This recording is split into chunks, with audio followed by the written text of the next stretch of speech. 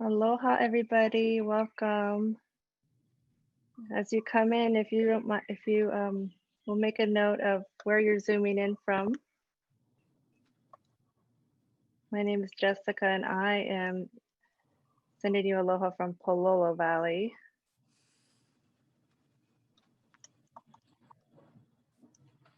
And where are you joining us from, Hal? I should have asked. In Kailua, Kalaheo Avenue, Ooh.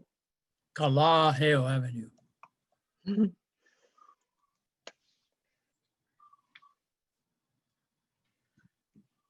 So we're going to give everybody a few minutes to join,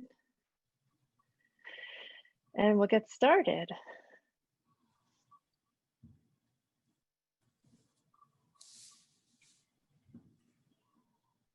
Ooh.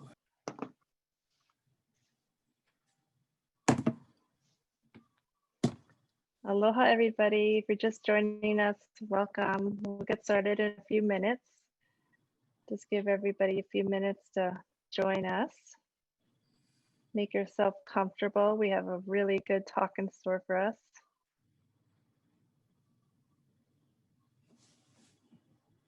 Oh, thanks.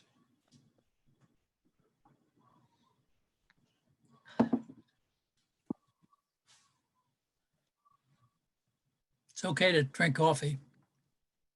It is. It is. I have my tea. Oh. And it's cocktail hour too. Oh, well, after this.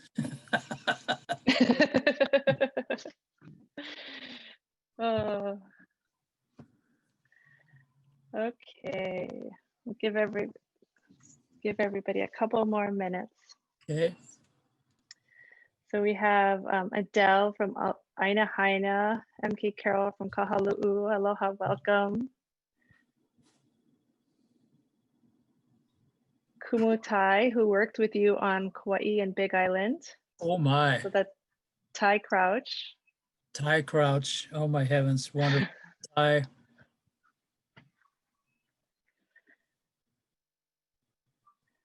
The Ohana Sisteris tuning in from Honolulu. Sharon Williams from UH Manoa.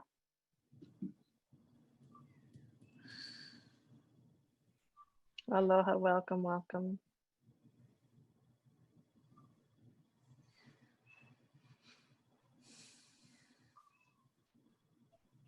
What did you and Ty work on, Hal? I need Ty to remind me.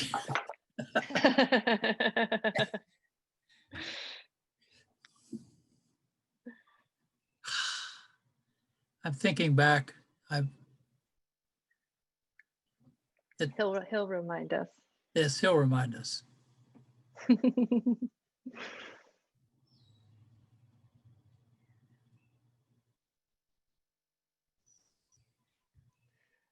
Okay. Should we get going? Sure. Hal?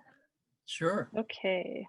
I'm gonna just formally welcome everybody again to Manoa Heritage Center's Kahaukani Conversations. Normally we would be at Manoa Heritage Center, but well, the nice part is that we're all in the comfort of our homes here, about to learn from Uncle Hal. And my name is Jessica Welch. I'm the Executive Director of Manoa Heritage Center, and I have the privilege of introducing you Hal here. And I'm going to read you his biography.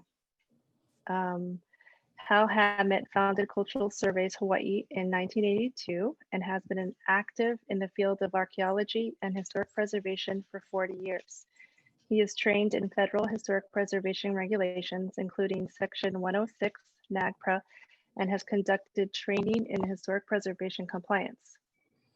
He has presented testimony as an expert witness in Hawaiian archaeology and more than 30 public hearings and legal proceedings. He served by governor appointment on the State of Hawaii Review Board of Historic Places for 8 years. His expertise in Hawaiian archaeology includes agricultural systems, sediment studies, lithic studies, and geoarchaeology. He has undertaken geomorphological studies in Hawaii and on the US mainland, involving analysis and interpretation of soil stratigraphy and morphology, origin and evolution of Holocene landforms, and geochronology. Dr. Hammatt is experienced in handling multidisciplinary studies and complex, large projects, including surveys, data recovery, and site protection and interpretation. He has extensive experience working on federal jobs and served as Historic Preservation Manager for the Navy's 5-year Kaho olawe Ordnance Clearance Project.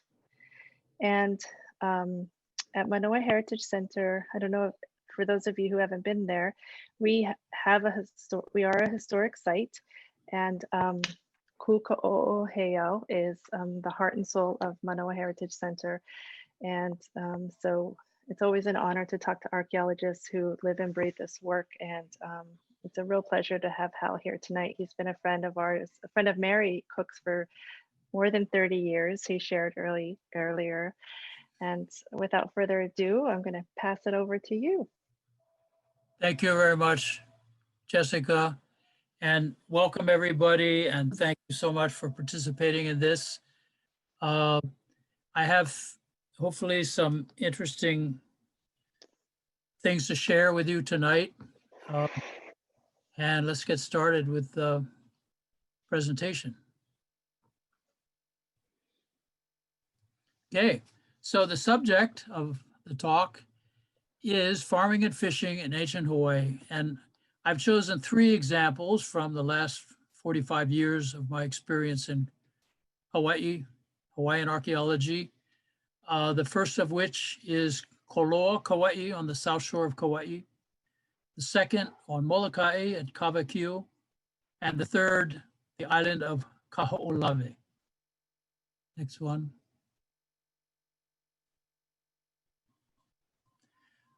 This map shows the location of these 3 places. Again, Kōloa on the south shore of Kauai, one of the larger ahupua'a of that island. Kawākiu on the very northwest tip of the island of Moloka, and Kaho'olawe off the south shore of Moloka and the west side of the island of Maui. Next one. The first example is what we've called the Kōloa field system. And the story is what the ancient Hawaiians can tell us today. Next one. This complex of sites was originally recorded by Bennett in the Bishop Museum in 1929, and he described it. Next one.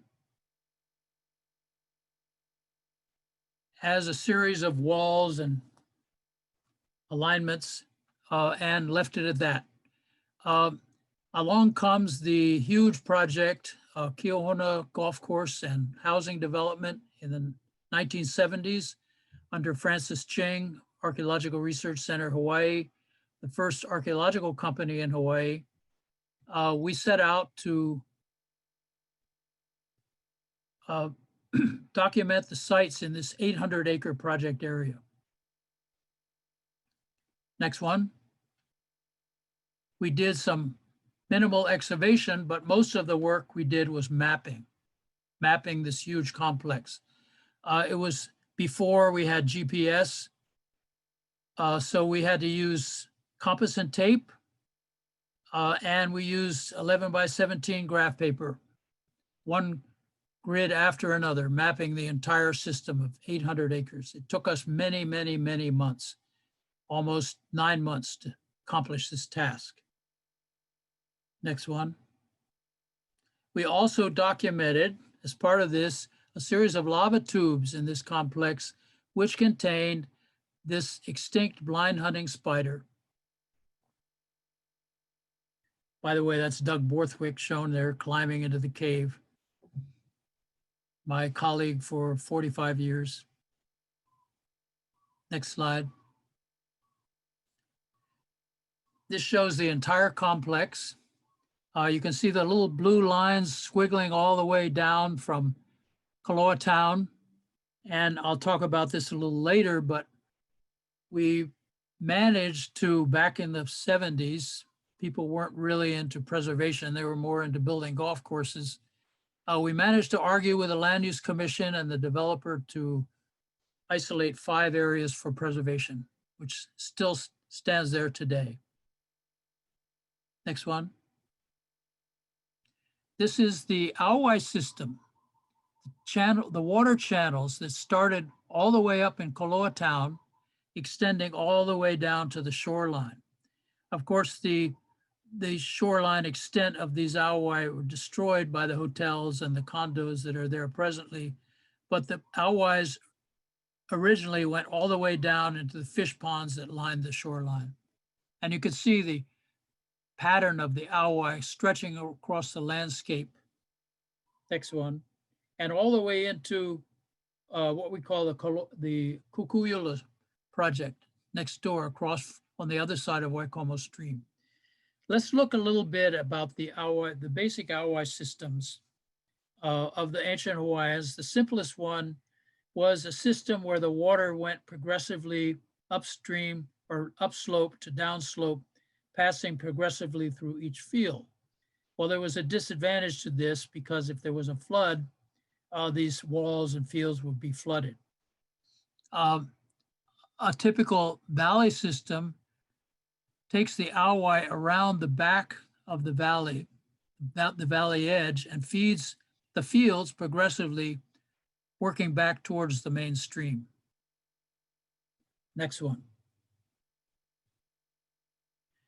There was an original dispute back when Bennett was describing this site, and in fact, when we first started in the 70s, we first started to record it, we got into an argument with each other about whether these were trails or Hawais.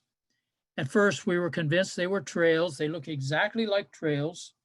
They're lined with rocks on either side, and there's a pathway in the center. Next one. William Bennett's description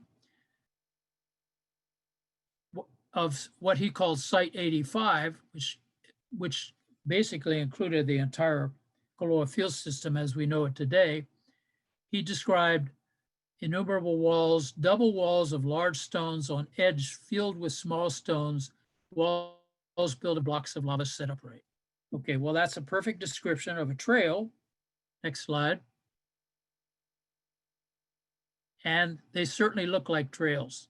But as we mapped these progressively going down Makai, we realized they were all in a pattern, and the purpose of them was not a trail. The purpose was to channel water into irrigated fields.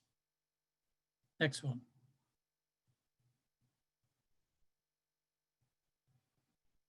Another example here, looking exactly like a trail, filled with dirt in the center.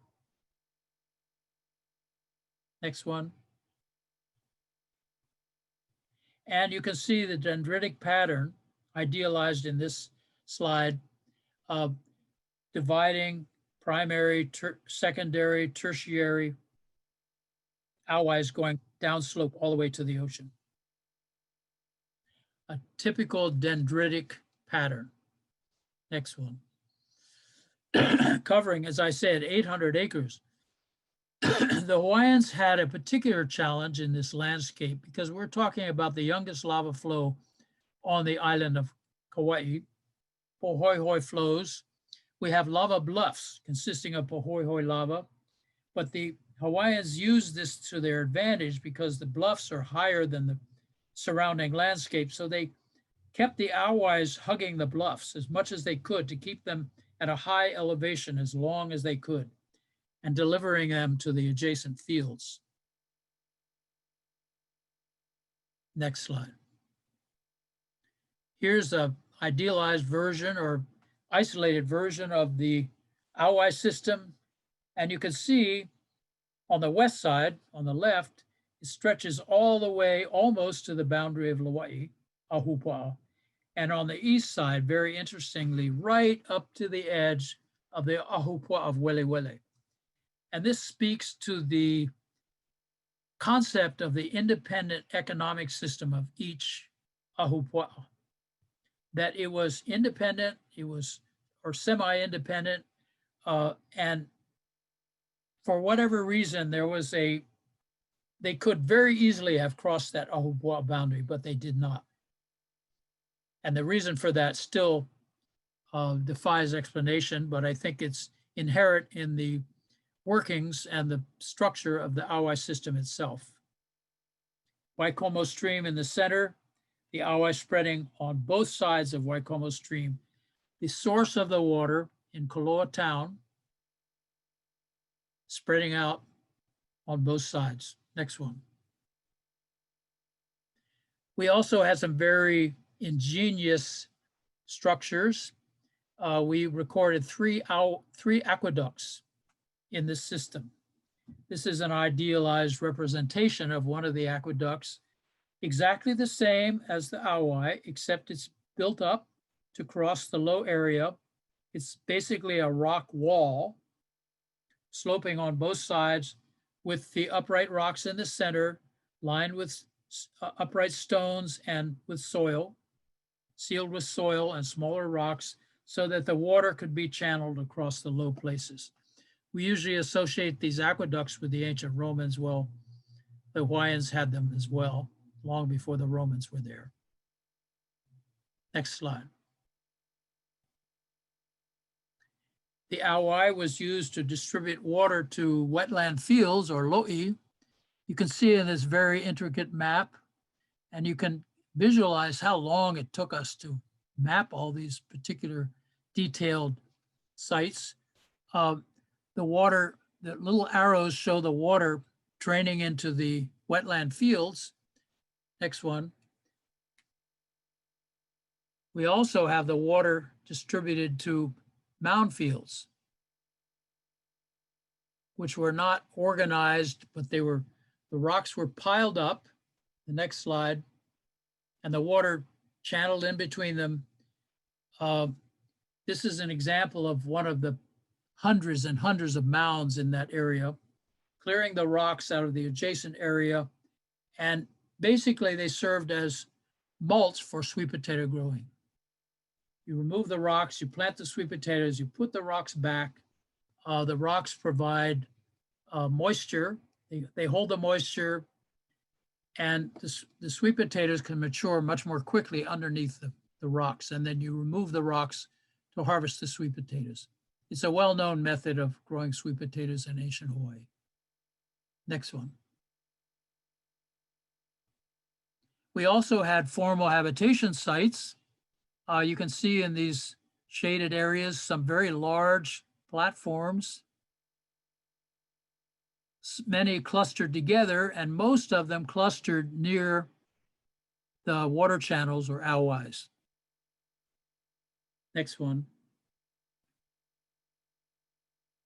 These platforms, 2 or 3 feet high, with the large rocks defining the outer surface, and then paved with smaller rocks in the interior. And many of these platforms, next slide, contained fireplaces right in the center, defined by upright rocks, rectangular design with obvious charcoal remnants in the center. Keep warm at night and heat up the food under the enclosure. Next one. We also had these field shelters. Many of these shelters, we call them archaeological parlance, we call them C-shapes. They're open on the leeward side. On the southwestern side, the walls tend to be higher on the northeastern side, which is where the rain and the winds come from. And there's a particular rain in Kōloa called Pe'epohaku, which refers to hiding behind the rocks.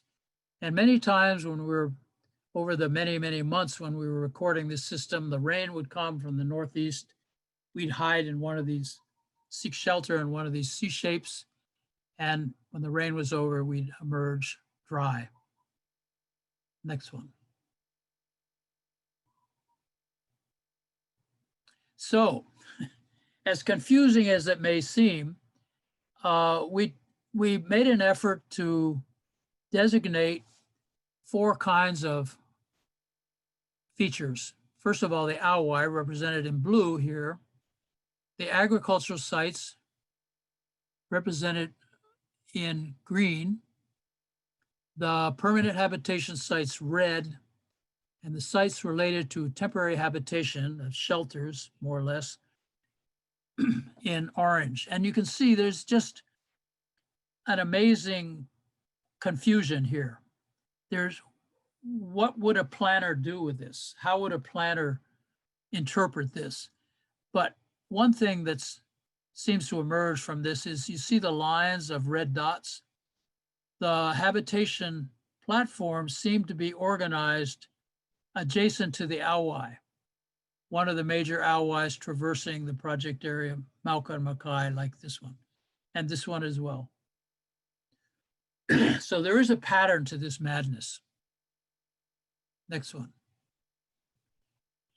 Okay, so why did the Hawaiians bother to build this system in this Pohoihoi, the youngest lava flow on Kauai, barren landscape, a lot of challenges to developing agriculture there?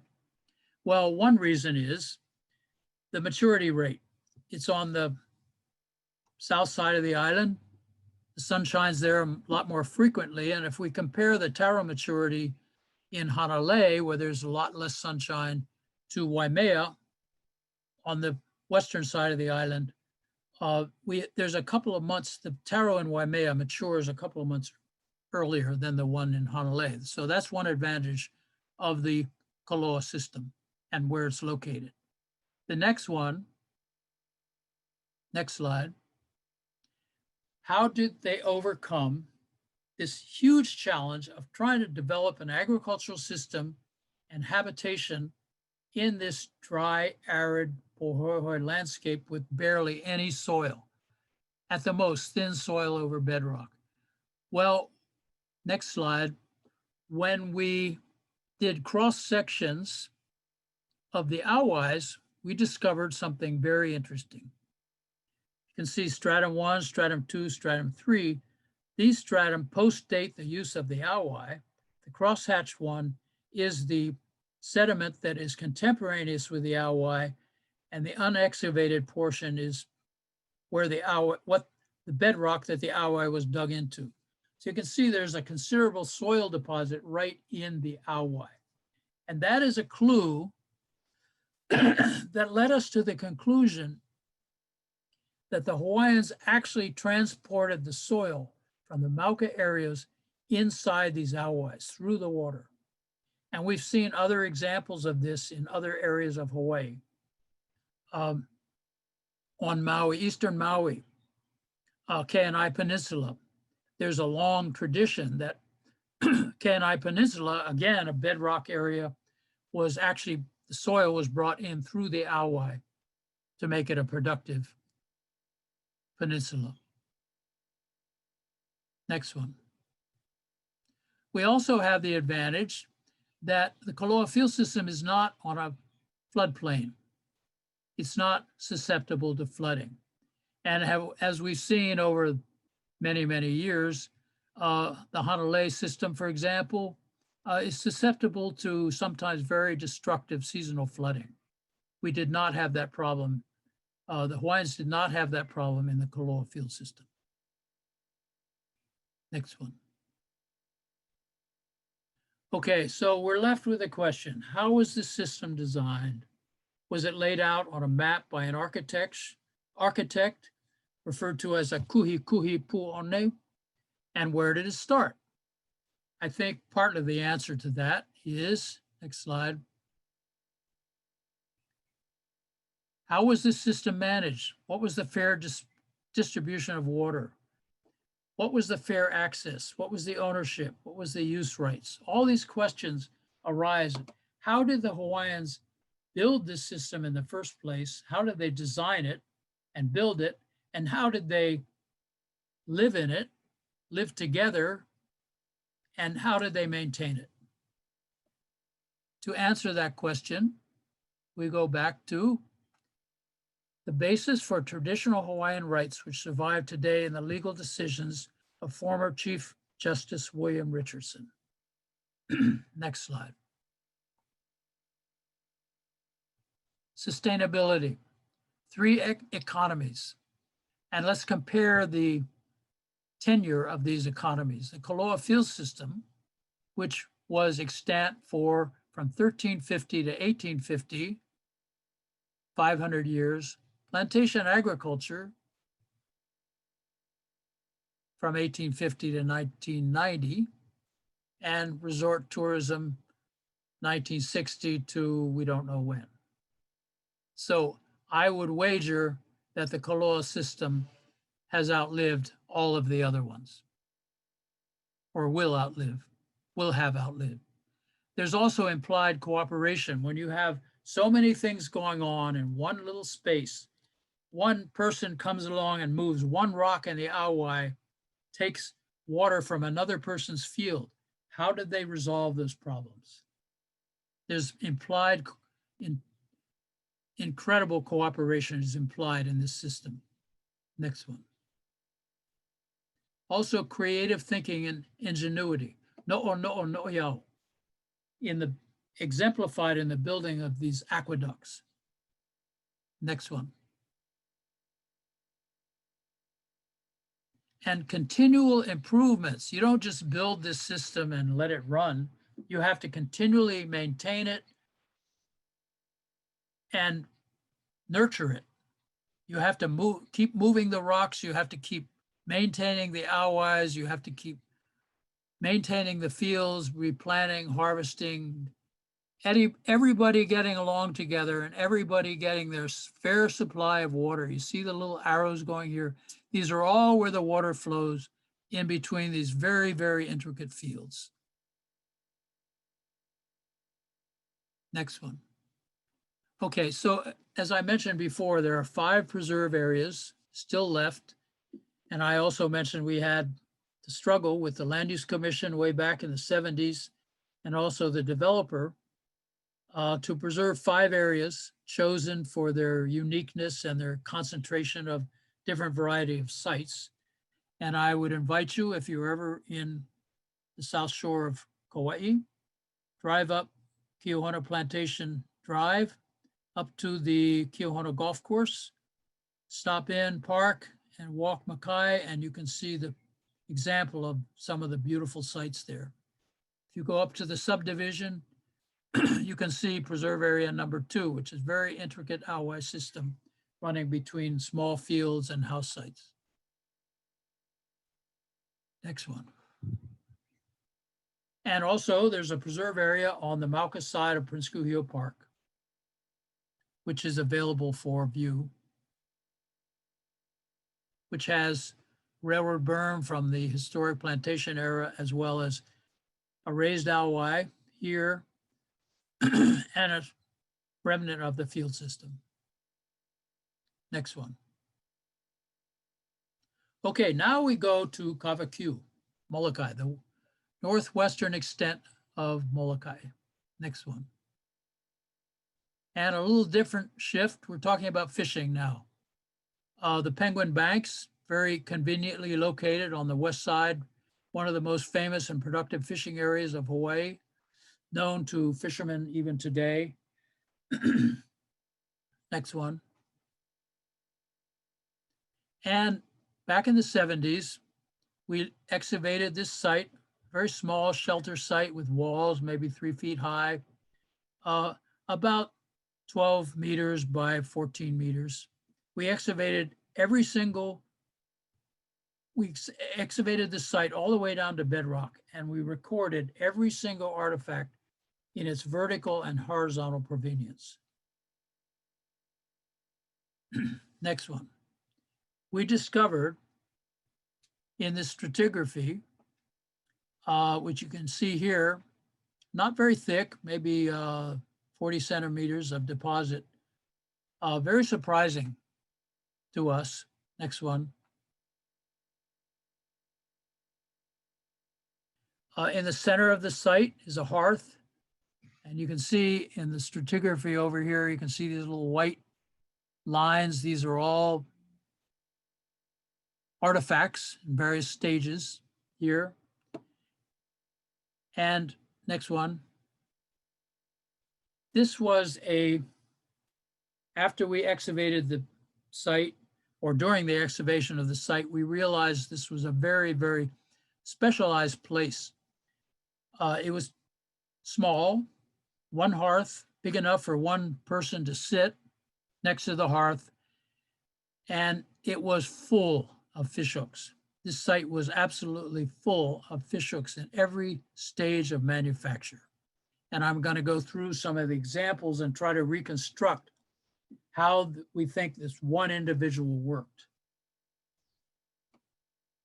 Making one perforation, as shown in the last slide, and then a double perforation in the shaping of the fishhook. Most of the fishhooks were made of pig bone. And this example, a finished fishhook with a double barb on the interior of the hook. That's actual size. One of the many, many examples. Next one. An example of the different sizes, ranging from quite large to small. Next one. To very small. Obviously, the design and the size of these hooks were specifically for different kinds of fishing in different marine environments and different kinds of fish, different species of fish, with an intimate knowledge of what worked and what didn't work, and how to take advantage in these shapes and designs on maximizing the potential for catching fish. Next one. The stages of manufacture, we reconstructed here on this row. You can see the fishhook blank here. You cut off the top section in the beginning of the shaping.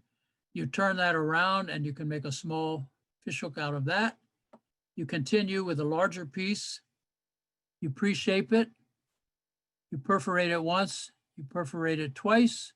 And you finish the hook with an internal barb, 2 internal barbs, which accentuate the lower perforation.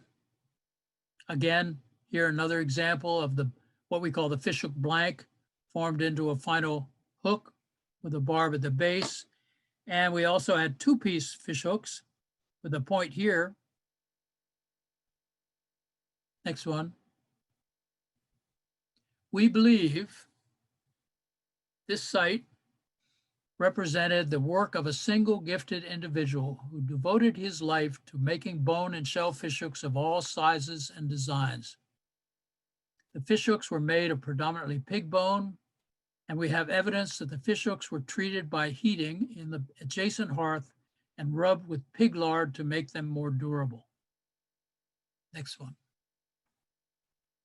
The work displayed at this site is an example of the high degree of expertise and artistic expression born of necessity and based on accumulated indigenous knowledge of what works in luring and catching fish, not for sport, but for sustenance. Next slide. Next, our final stop is the island of Kaho off the coast of Maui. This island has a long history of military use from the beginning of World War II up until 1995. It was bombed not only from the air, but also shelled from the sea, considered to be the most bombed piece of real estate in the entire world. Next slide. This island was also subject to extreme erosion because of overpopulation of goats, which overran the island and which were eradicated in the late 1970s. This slide illustrates the extent of the erosion. These fence posts were set up in the ranching era in the 1930s, and you can see one of the posts has fallen into ravine, an erosional ditch, which is like 10 feet deep.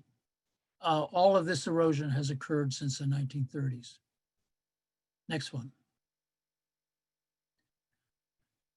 The upper part of the island was basically hardpan with most of the original soil eradicated, eroded away.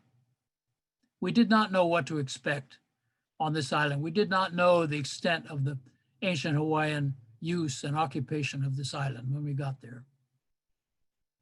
Next one. We did find a map that shows 8 different ahupua'a of the island, very similar to the layout of the ahupua'a on the other islands, converging in the center, except for a few of them on the west side. Next one. By the way, you might notice the last, just go back one.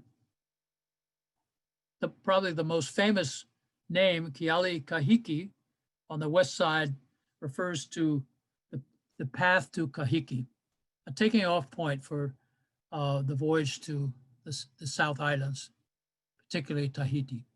Next one. The island was used for ranching in the 1920s and 1930s before the military took over.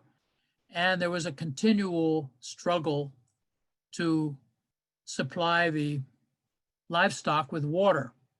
Aerial view of one of the reservoirs here. And we talked to the ranchers who said they used to sit up here wait for the storm clouds to rise once or twice a year. They'd open the gates, try to channel the water out of these little ravines into this reservoir here, which is now filled with soil. Next one. And we had the wonderful privilege of interviewing some of these ranchers well into their 80s at the time. On the right, Mr. Bill Eby, who's passed away since then, but he was actually riding horse very actively up into his 90s. And we have taped interviews of these people. This is most amazing stories they told about trying to eke out a living and ranching on this island, this barren, dry place. Next one. Along the shoreline, we found numerous sites, typical Hawaiian sites, enclosures. Next one. Stone structures. Another one. Another one. Platforms. And walled enclosures. Next one. Because the island had not been occupied extensively in post-contact times, we had the rare privilege of seeing traditional artifacts sitting right on the surface. Here's an example of one of them, a comb made out of ivory, whale ivory, sitting on a little ledge next to a shelter. Just as the person who dropped it there or put it there left it and walked away. Next one. Also in the center part of the island, there is on one of these upper slopes is actually an adze quarry, very, very fine grained basalt. You can see the scatter of basalt here, remnants of the Hawaiians picking and choosing rocks and pre-shaping them to make adzes. And we had some studies done and found that these adzes were, some of them were traded throughout the Pacific. Next one. So here was the real surprising thing about the island.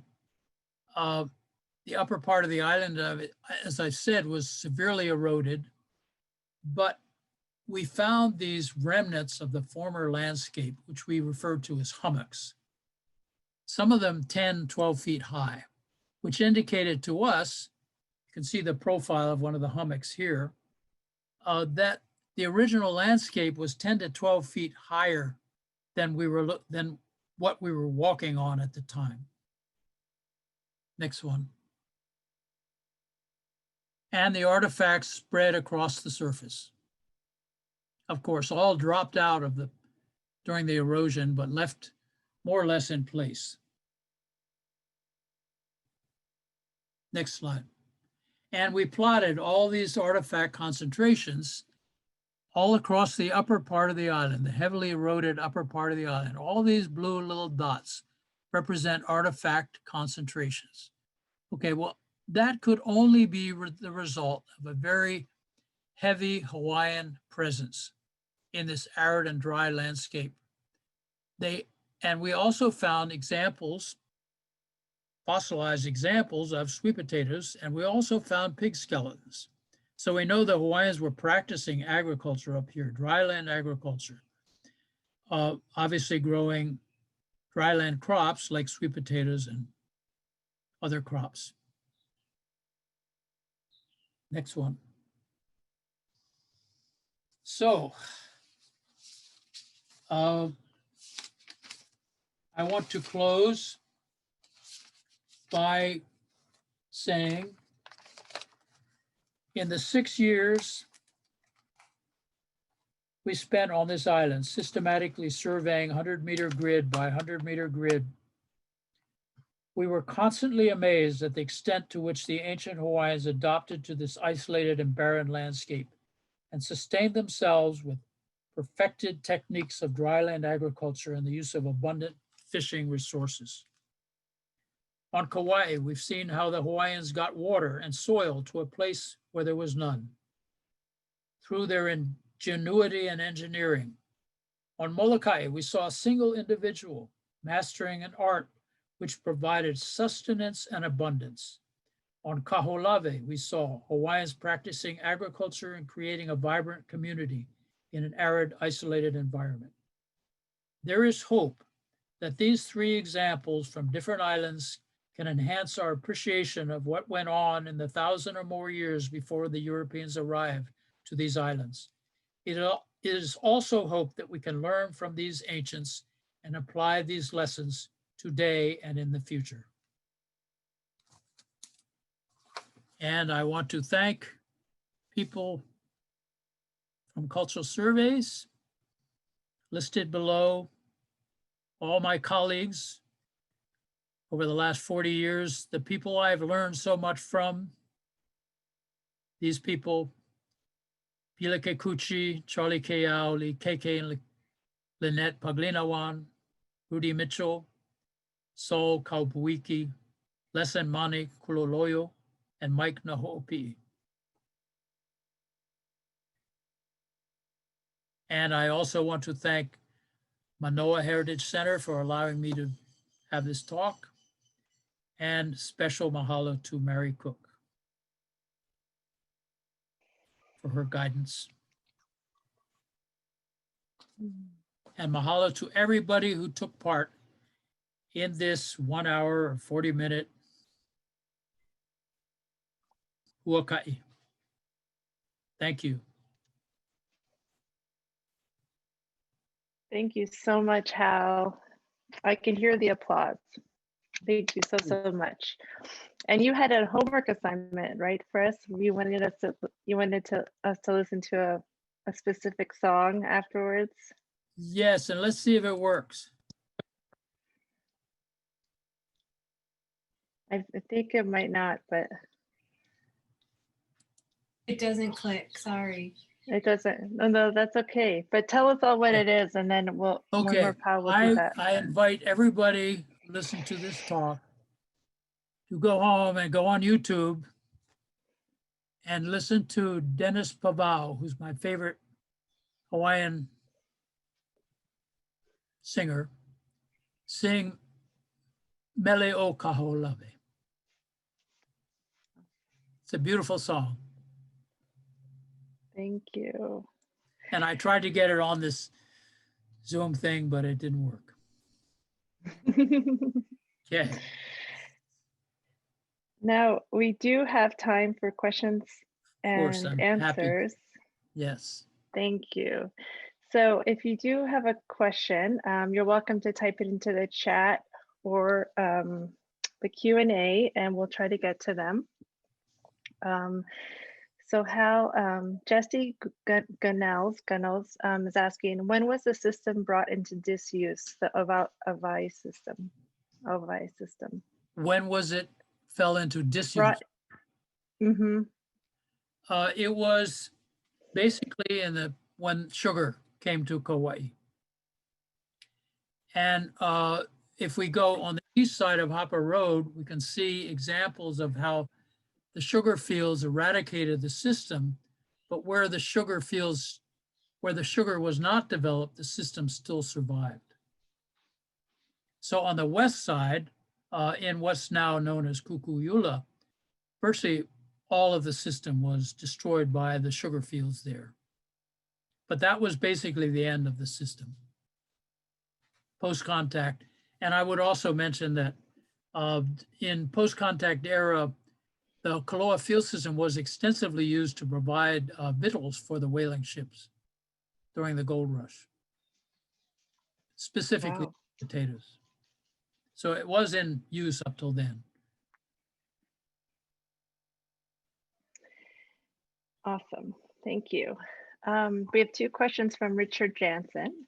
And this, I believe, let's see, how is water not infiltrated into rock? I think this is regarding the sweet potato. Oh no, I would think most of the water would go to groundwater. Were there wells to irrigate? Oh, okay. So this is a very good question. I think we've like played with different ideas of how to line this Hawai to keep it from leaking water. And we thought of bananas. We thought of banana stumps. We thought of various kinds of vegetation used to seal the rocks on the edge of the Hawai. But I think at the base of the Hawai is solid pohoihoi. So once you accumulate soil in the Hawai, you can have the water flow on top of the soil and basically not too much leakage. I mean, we assume since these Hawais spread all the way from Kōloa town all the way to the ocean, so they had some way of sealing them so they could preserve the water downslope. Hope that helps. We don't have a total answer to that. And in terms of, let's see, I have a question here in the chat. Allison is wondering if there was soil in the rocks that grew potatoes. Yes. So yes, yes, there was. You can't grow sweet potatoes solely on rocks. They have to have a little bit of soil. Yes. And then regarding Kaho olawe, what is, you mentioned that it was being the most shelled and bombed land in the world. Richard's asking what your source was for that piece of information, if you remember. What the source for that is, I was told that many people when we got to the island, and I would challenge anybody to name a place that was continuously bombed, not only throughout World War II for practice, but also right up into the 90s. And I don't think there are other places in the world, but I don't have any proof of that. But I've heard that from many, many sources who know a lot more about military history than I do. Thank you. And what years were you on Kaho olawe? That was, actually we did what was called the model project in 1997, which was to kind of vet the problems for the eventual full clearance of the island. And then we worked there continuously until 2004. So 1997 to 2004. And it was 4 days a week. Take the first flight to Maui, fly on a helicopter to Kaho'olawe. You wake up at 4 in the morning, you're on a helicopter by 5:30. You get back at 5:30 or 6 at night when it's dark. We did that for 6 years. is amazing experience. Were you commissioned to do the work there, Yes, or who's? Cultural Surveys was commissioned to do the archaeological portion of the clearance. In other words, sites. The detail of that was the island was divided into 100-meter square grids, the entire island. If you can imagine 45 square miles divided into 100 square meter grids. And we surveyed every one of those grids from one to another continuously for Wow. 6 years. So it was very, very intensively covered in the survey. Was there anything else that caused the erosion in the past? Was it only the ranching? Well, no, I don't think it was the ranching. I think it was the Ranching. And when we first went to the island during the model clearance, of course, we were accompanied by UXO, Ordnance Clearance people, military people. They all had arms, and the goats were everywhere. I mean, and they spent a lot of time shooting goats. Many goats, just herds of goats everywhere. And finally, you know, through that effort, in fact, I got to tell a story. One of the military guys there was a little baby goat. They just shot his mother. This guy was about to throw this goat off the cliff. And I said, hey, wait a second. Please do not do that. So I grabbed the little baby goat. I took him back to camp. I found a box, cardboard box. I put him in the box, put a string on the box, closed it up. We went back in the helicopter, and this little goat was, I got home on the weekend and opened this box, and this little goat jumped out, and he was our pet for the next 4 or 5. He was a glorious pet. We saved him from a bad ending. That's a good story. Thank you for doing that. My kids were brought up with a goat. Do you know of any places that have preserved the dryland farming techniques used in Kaho'olawe and other dryland areas? Yes, there are many field systems recognized. If we go to the Big Island, we have the Kona field system, very, very extensive series of dryland fields. The fields tend to be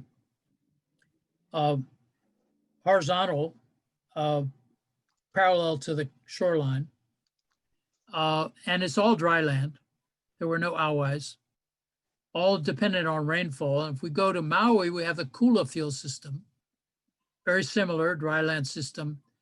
We also go to Ka'u. We have what is not very well known, but is by many referred to as the Ka'u field system.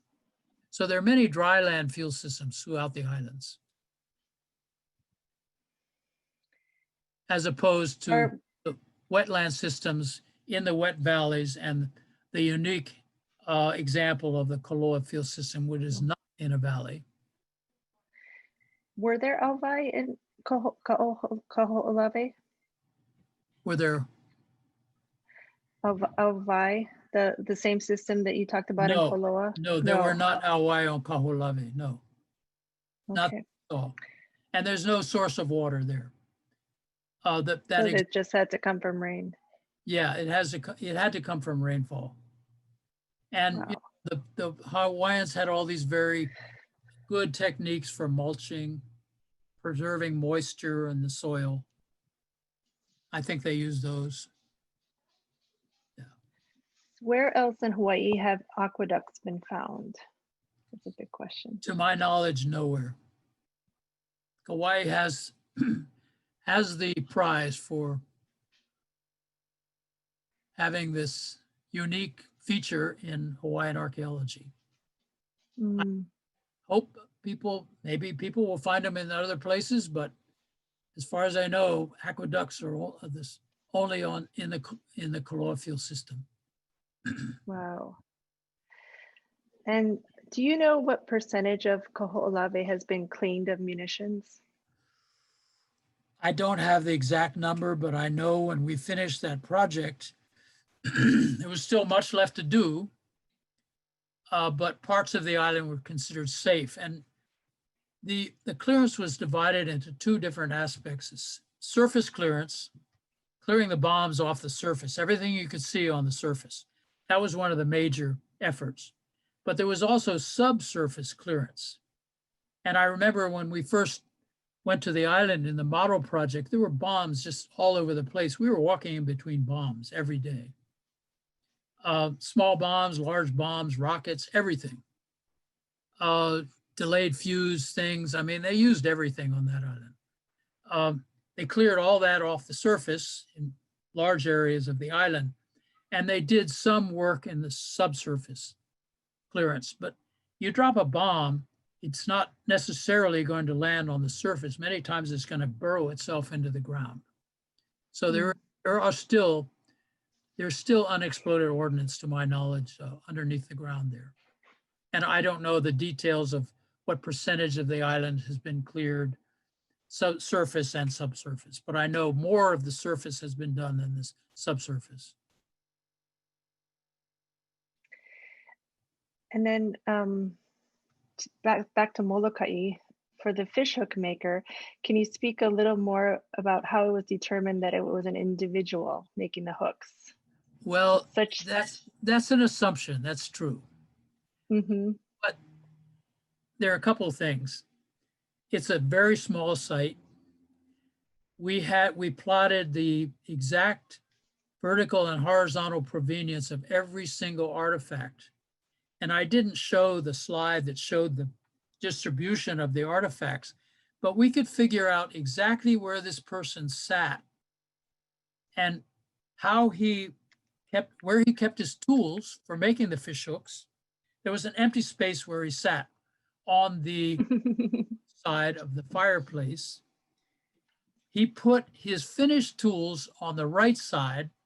He put the tools he was working on, I'm sorry, the finished fish hooks on his right side, the incomplete fish hooks on his left side, and all the tools he was using to make the fish hooks on his left side. We could get to that kind of detail. Wow. Because it was such a small site, and we spent many, many weeks actually recording the exact provenience, exact location of every single artifact, so we could get into this kind of detail of the distribution. That's such a nice story. I can picture that person.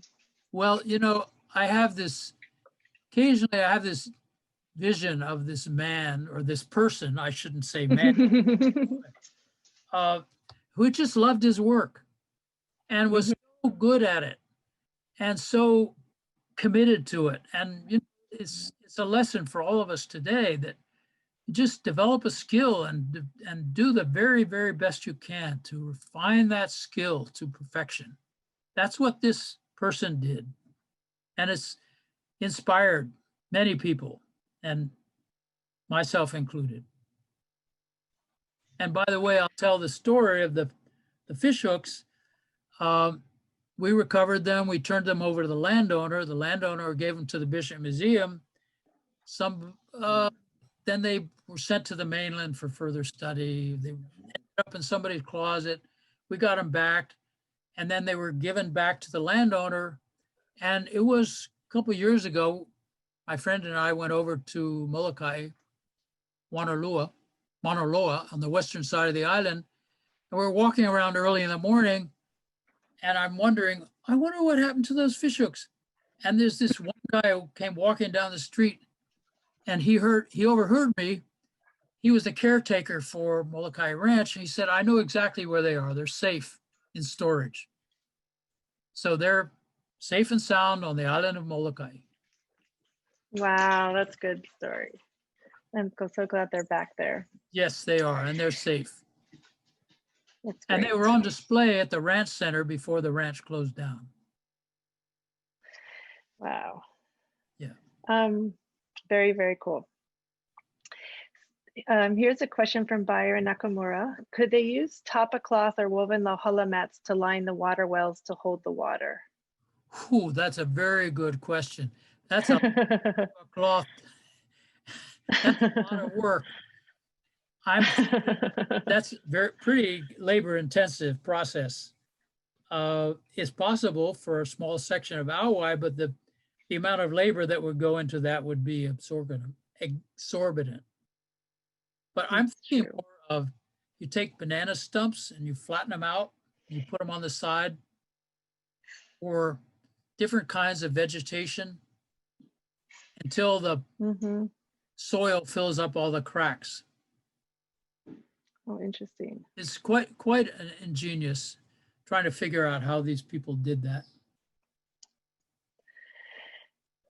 And yeah, go ahead. partly also, that's why people originally called them trails, because they couldn't believe that these things carried water in their present condition. Yeah. And then taking us back to Olawe, do you know when it was last occupied by Hawaiians? When last time people lived there? Well, it was obviously occupied in pre-contact times.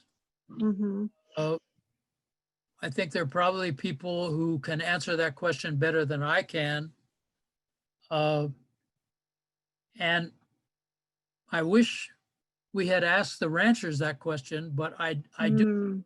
The island was not occupied except by the ranchers prior to World War II. So it was sometime before World War II that island was abandoned by the Hawaiians. I don't know how long before that. But we did not find evidence of post-contact Hawaiian occupation. So we assume that all the Hawaiian activity there took place pre-contact. Pre-contact, interesting. But that may not be true. We'll find out. Yeah. Was there any special ancient agricultural practice in Manoa that you know of? Yes, Manoa is a very good example. There's a series of wonderful awais. If you take the trail up to Manoa Falls and you go closer to the stream, you can see remnants of the former awai there. Manoa Falls Trail is now horribly overused right now, but if you go really, really early in the morning or late at night, you can see these places. But yes, there were awai there. Every wet valley, every valley with a stream in Hawaii had awai and irrigated agriculture. There's no doubt about it. Hawaiians, they were everywhere. I've been to the top of Waimea Canyon on Kauai. Terraces going all the way up to the top. I don't think there's any place in Hawaii, any place in these islands the Hawaiians haven't been and did something. And look at the top of Mauna Kea.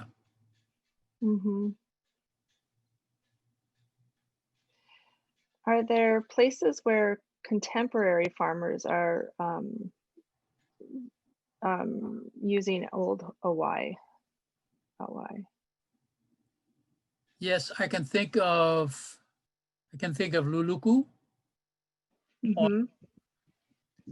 I think some of the older awai are in use in Hanalei on Kauai. Those are two examples. We did a survey in up Hanalei Valley way back when, heaven forbid, they wanted to build a hydroelectric project up there.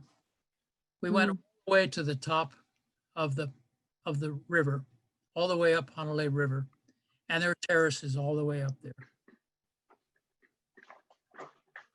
Very cool. And they're, still using those, obviously. Yes.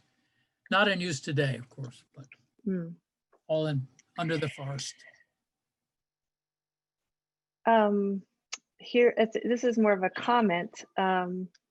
that someone says, this is fascinating. I wish I'd been an archaeologist. So I wanted to ask you how you got into this field, Hal. Well, I went to the University of Pennsylvania. I was studying history. And I said to myself, do I want to, nothing against history teachers. I loved history, but I didn't want to be stuck in a classroom the rest of my life. But I loved to dig in the dirt. So I finally found, hey, how can I study history and dig in the dirt at the same time? Obviously, the answer to that, be an archaeologist.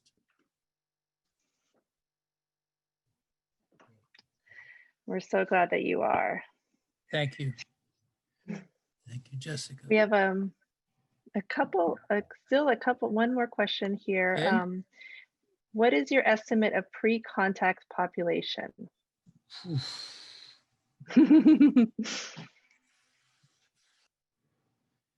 There are many different estimates, and I'm trying to think back on, some people have estimated pretty close to the, I think there have been a couple of archaeologists who've taken all the ahupua'a and all the islands. They've tried to estimate the population of each one of those ahupua'a, and they've come up with a figure which is somewhat approaching the population of Hawaii today. Wow. But I don't know the validity of that. There are many ways of estimating that. But looking at archaeology and the extent to which the Hawaiians use the landscape up at the highest mountain, every single valley,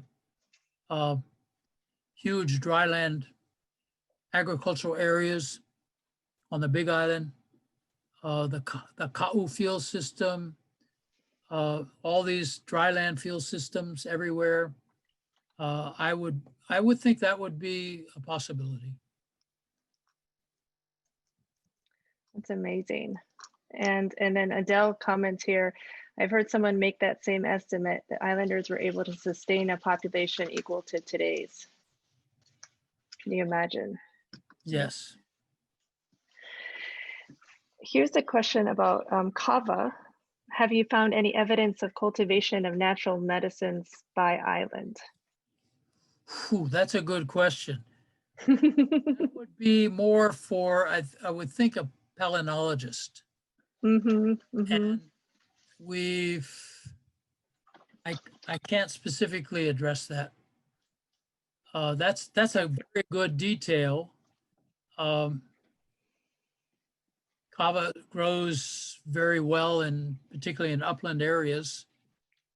I remember going to Kauai at the experiment station and seeing beautiful fields of kava up in the Mauka areas. I've been in forest areas where kava is growing wild. And now another question about the fish hooks. Yes. You mentioned that they were made of pig bone. Is there evidence of other animals that were used for to make fish hooks? Yes, but to the extent that we could tell, we didn't there's no, I'm not familiar with a way that you can separate identify a pig bone as opposed to a dog bone, particularly when it's been carved like that. But examining the nature of the bone and comparing it to actual bones that we knew was from a pig, the majority of that bone we concluded was from pig. And as I mentioned, there are very specific areas that of the skeleton that were used, and anything that curves. So you want to use the natural curvature that's in the bone itself and accentuate that curvature so that you can ensure the strength of the final product, the final fish hook. Instead of arbitrarily creating that curve, you want to enhance the natural curve of the bone. Hal, I think you've answered all of the questions, and I'm sure people have more, but you've made it through the list. Wow. I want to thank you. I know I want to thank you so much for your time and your energy and for doing all the work that you do. Hawaii's really lucky to have you here. Well, thank you, Jessica. I appreciate that very much. And I'm really honored that you asked me to do this. I learned from it. I hope it was useful to other people. And we'll all continue our good work in whatever we do. Thank you. Thank you. And we'll all And go I- listen to the song. And I want to thank the Manoa Heritage Center for asking me to do this. A great honor, and special thanks to Mary Cook. Oh, I'll tell her. I'll tell her you said that. Yes, thank you. Thank you. Mahalo nui, Hal. Have a Okay. wonderful evening. Thank you, Aloha, Jessica. everybody. Aloha, everybody. Aloha.